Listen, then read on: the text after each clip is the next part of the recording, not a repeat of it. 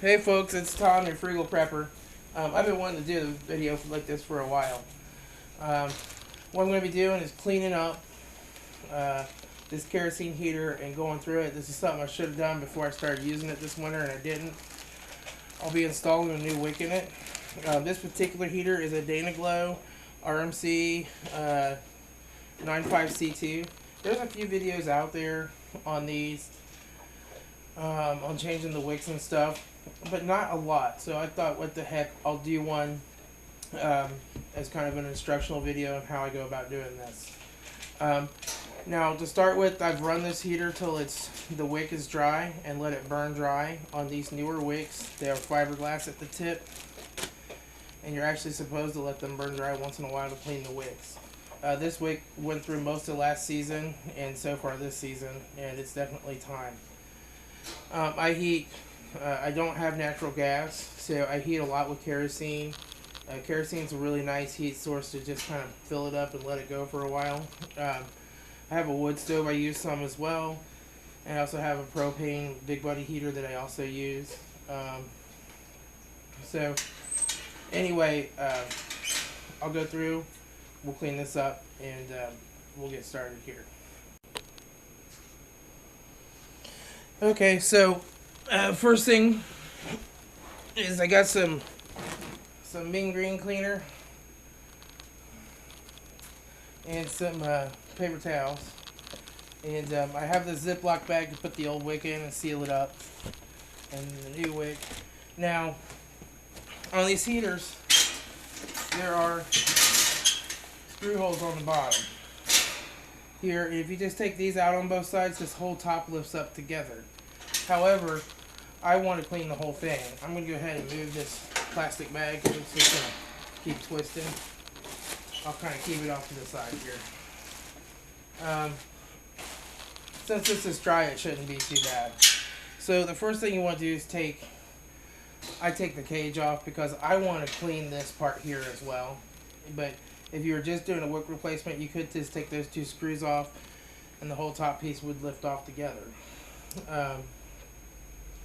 So, my trusty little tool out here, and we'll just go ahead and take these screws out of this cage.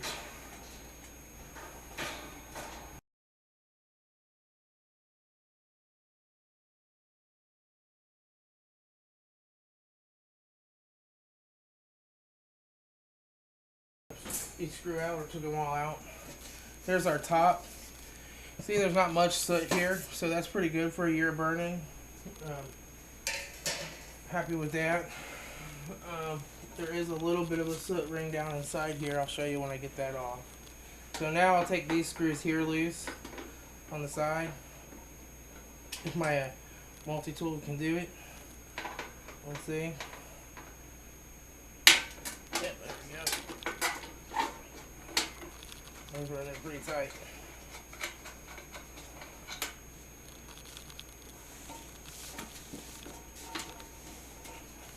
Now I'll take this screw out over here.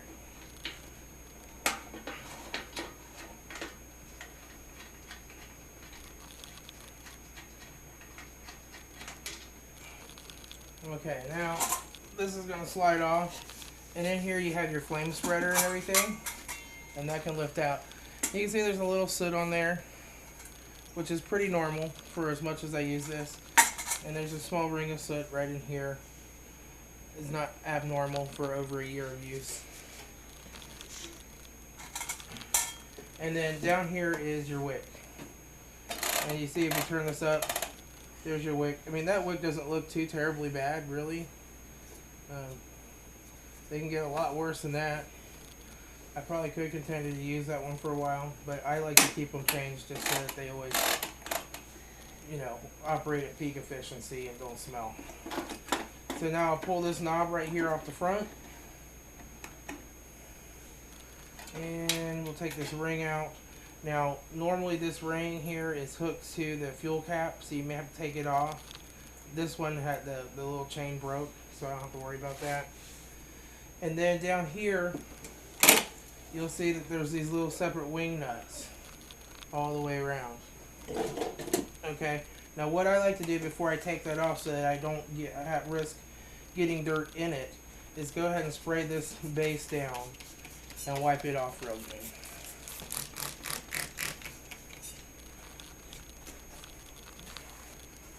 That way you have less dirt that can fall in there. Because once you take this burner assembly off, you'll be looking straight down into the fuel tank basically. And you don't want to get stuff in your fuel tank.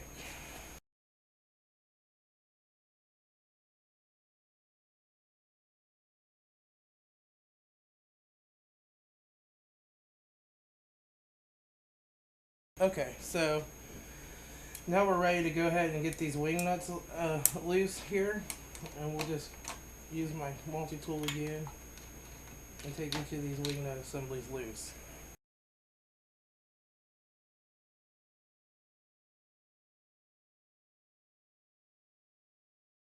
Now this will just pop up essentially. You tap from both sides.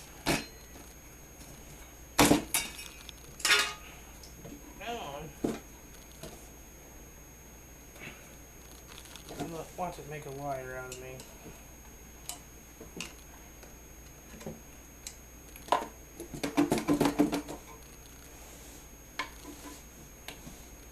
This is what happens when you don't maintain it for a while. Maybe I gotta turn this up to get it out, I betcha. Maybe that'll make it come out easier. I'll turn this all the way to the top.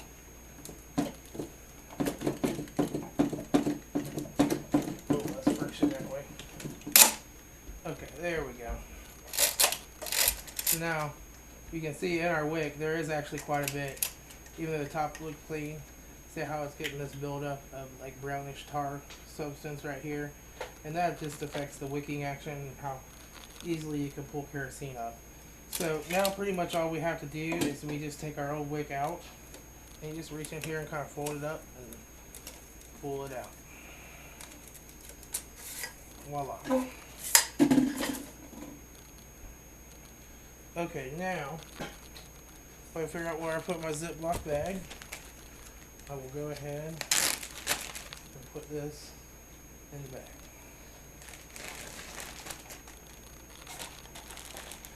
Okay, now I will get my new wick out.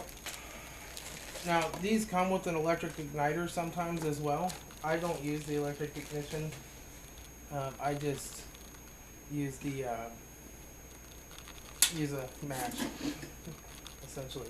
Okay, so now we've got that out, and I'm looking down here in my fuel reservoir, and I'm seeing some kind of crappy looking stuff down in here. This is mostly dry. It's a little.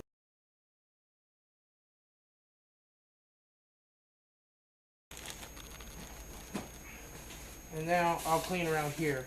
You want to be careful not to spray any type of cleaner right now that's water based, because it can get into the kerosene and destroy your wick. So where I want to clean this gunk up, I'm going to spray my towel out here, alright, and then come back and wipe that stuff up. Let me get some more cleaner on here. And now I'll just wipe the top of this off real good. Make sure there's no major amounts of dirt right down in these holes. That's where your air comes up to help it burn properly. And try to clean this part in the middle off. If you see any big chunks, you may have to scrape them off a little bit. But that's where your wick wides. So usually when you get that section of flame that just won't burn, it is where the carbon has built up on this, and you may need to get like a brass brush or something out. This one is not too bad.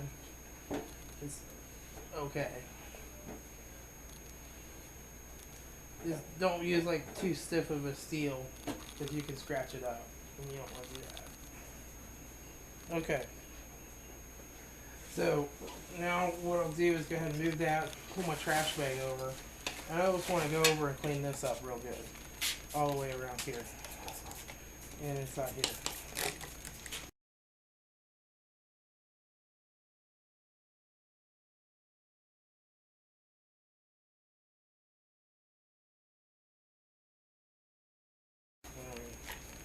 So the next thing we need to do is go ahead and move our wick adjuster up to the top.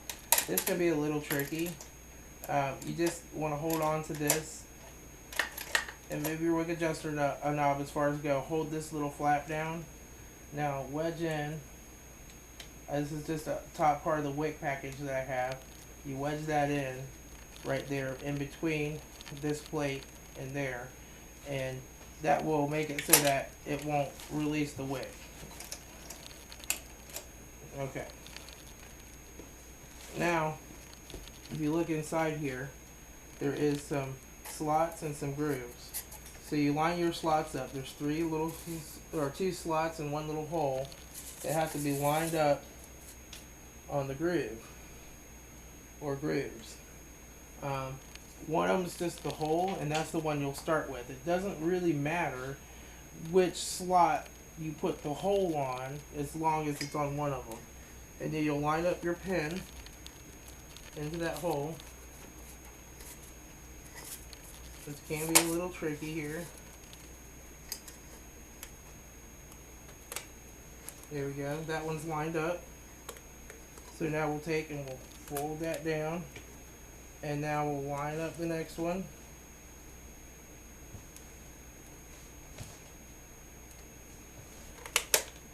Okay. And then after you line it up, push down on this wick and it will help seat that into the little teeth that are in this ring. And then we'll line this one up.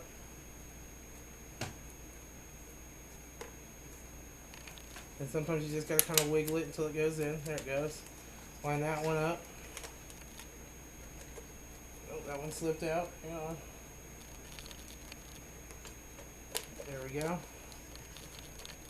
And then just go around and push your wick in all the way around so that it's seated firmly in the teeth. Like so.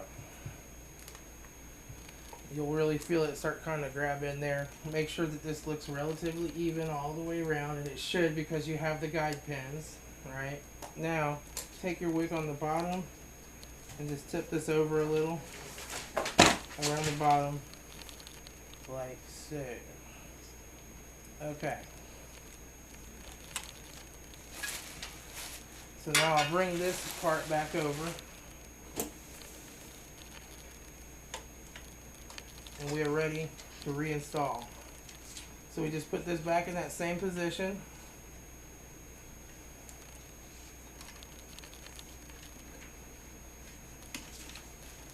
Like so.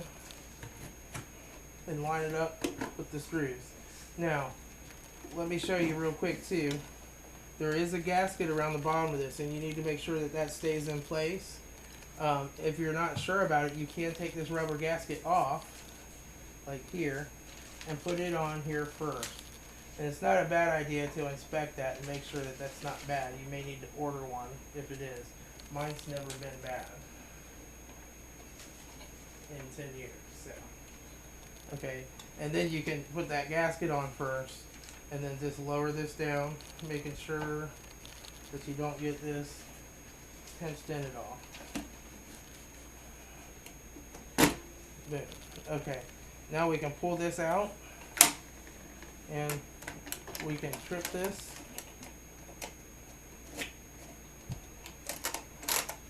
Now it's going to act a little weird because right now it doesn't have any kerosene in it, so it's going to seem a little stiff, but it should still function even though it goes a little slower than it did before. Once that gets kerosene soaked into it, that'll be fine. So now we'll go ahead and reinstall our wing nuts.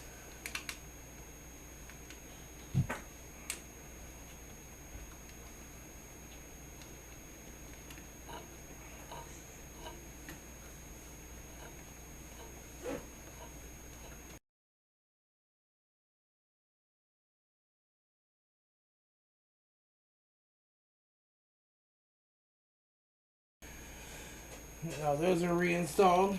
Now the next thing on these heaters, it's an important part of your, tune-up process, is to go ahead and take this base off. This slides around, the heater lifts off. Number one is there'll probably be a bunch of kind of gunky stuff on the base that you need to clean off. And then look under here, and you see all these cobwebs and stuff in here. That's where your air intake is. So make sure that this doesn't have any fuzz or dog hair or cobwebs or obstructions in it, because that affects your oxygen flow, which affects how well the unit's going to burn. And just reach up in here in this tube and basically just clean it off as good as you can. It doesn't have to be perfect, but after a year of running, it can really get some stuff built up in there from the air coming through.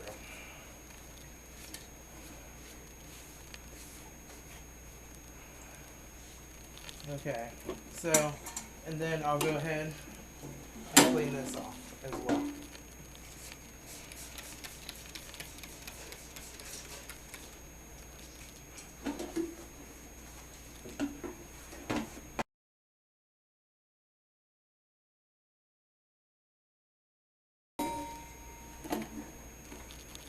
And it looks like we could probably use a little cleaning around the bottom of this guy too. So I'll go ahead and do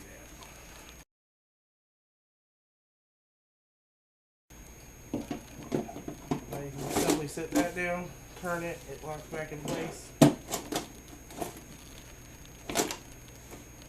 You're good. Okay, now for this ring, I'm just gonna lightly clean this ring and the flame spreader off real good. It doesn't need to come apart or anything.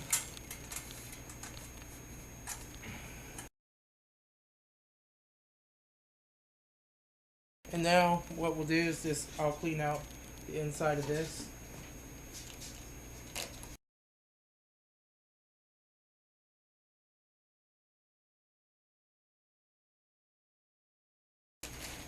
Okay, so next is this part. This press fits kind of over here, so you may not have knocked yours off like I knocked mine off, but it does go back on there.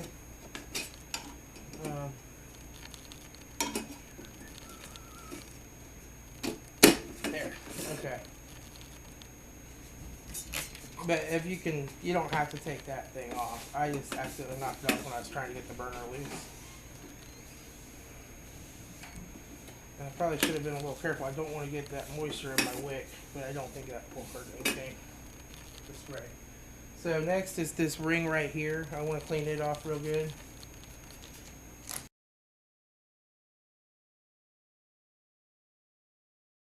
I had to take my knob off again, which I did.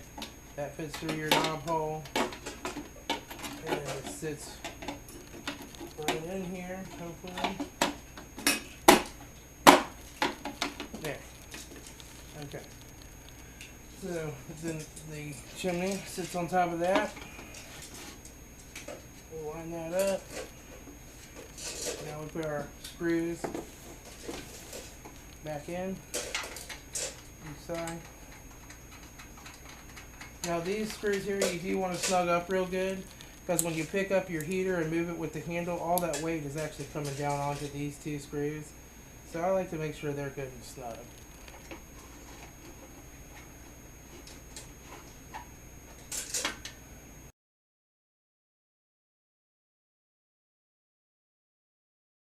We can reinsert our plastic knob.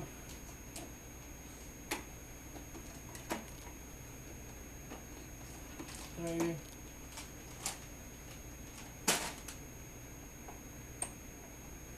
There. And we can drop a flame spreader in with the spring part towards the door.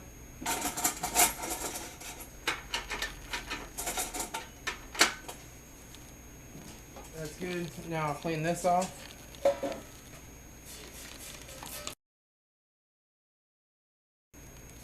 Very simple.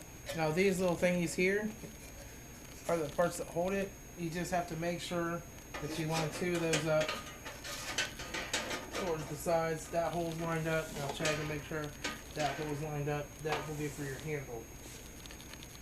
Okay, so now I'm going to go ahead and put these back on the cage. The cage I don't really worry about cleaning off.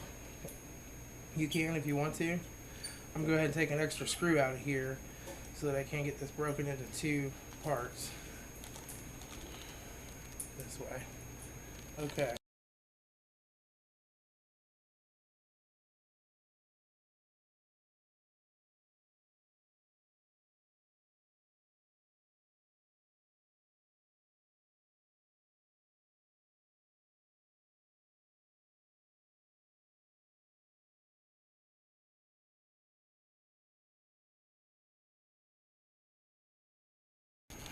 Okay, so now what we'll do is we'll fill it up with kerosene, and then we'll let it soak for about 10-15 minutes, and then we'll be ready to light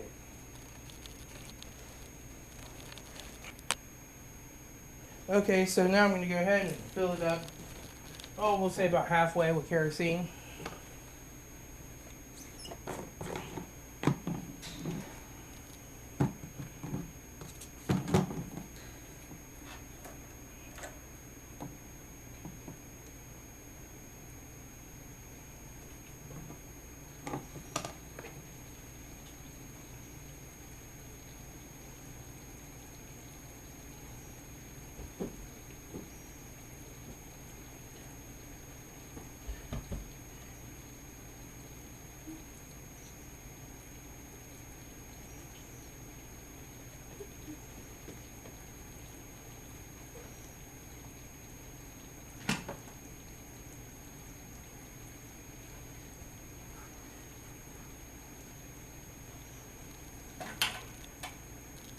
Yep, that's about halfway.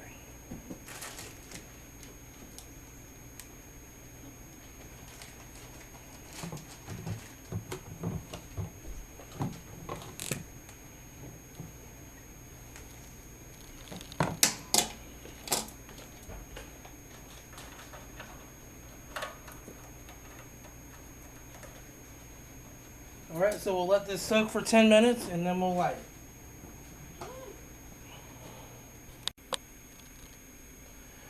Okay, this has been sitting for, I don't know, 10 minutes or so. It should be pretty much just about ready to light. I'll go ahead and we'll try to light it up and see if it lights okay. I think the manual says let it sit for half an hour. I've never had to let it sit that long. So, like I said, I don't use my electric igniter.